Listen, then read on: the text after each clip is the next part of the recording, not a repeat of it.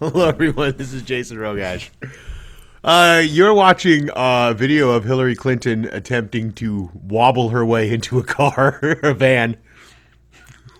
This is hard to watch, and yet so funny.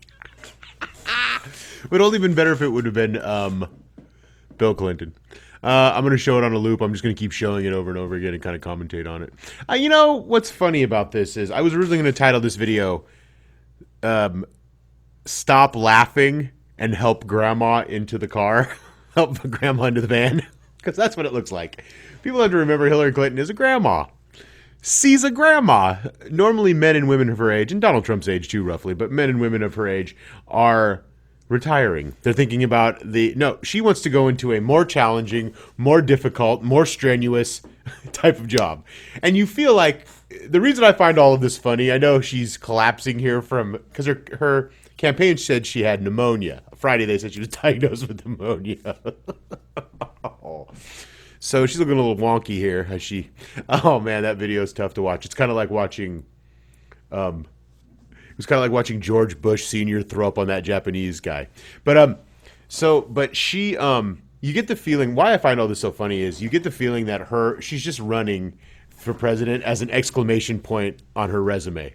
Like she's done everything else. She was a top level attorney. She was, married to the governor of Arkansas. She helped run Arkansas. She was president. She was a senator. She was a president's wife, and she was senator, and she was such influential, and she's made a lot, blah, blah. And this is just the exclamation point on a resume. And that's all it feels like. Same thing with Donald Trump. Just an exclamation on a resume. I don't get the impression that either one of these human beings care about other human beings in any meaningful fashion and want to help them in any way, shape, or form. So you get the impression that... So when I watch Hillary Clinton get all wobbly here and leaning against that post, like, what up? Like, she is just fucked. It says to me, I can't help but find it hilarious. Because these people are horrible. She looks like kind of like a doll, doesn't she? She looks like a puppet. Like they're just propping up like a husk of a human.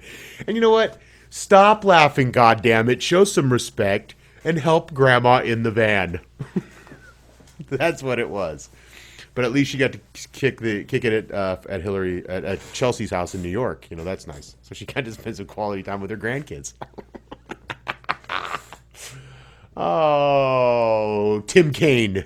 Who's going to be your new president if she gets elected, apparently. And her coughing fits have been a big deal on Drudge. She's following the pollen, apparently, like some bee.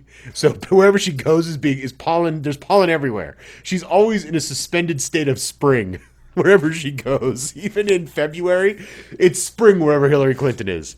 So she's constantly inundated with pollen, and that's why she's coughing. Not because she's nervous or it's some psychological. It could just be a tick. It reminds me of Rudy Giuliani. You remember Rudy Giuliani's eyes when they would get really big when he would be talking, and then they would retract? And then they would get really big and retract? Rudy Giuliani looked like a psycho. And people, when he was running for president, people were like, there's no way I would vote for that. That and he's a fascist. But, oh, by the way, happy 9/11, everyone. Yeah. But, yeah, so Hillary Clinton had a rough day at the 9/11 memorial, and I think she showed disrespect to the people who lost their lives there that day. And I was thinking, if she falls, the terrorists win. Like, I was thinking to myself, if she hits the ground, the terrorists win. So she's a hero in that respect. Yeah, so just show some respect to Grandma Clinton and stop laughing and help her in the van already. Thank you for listening.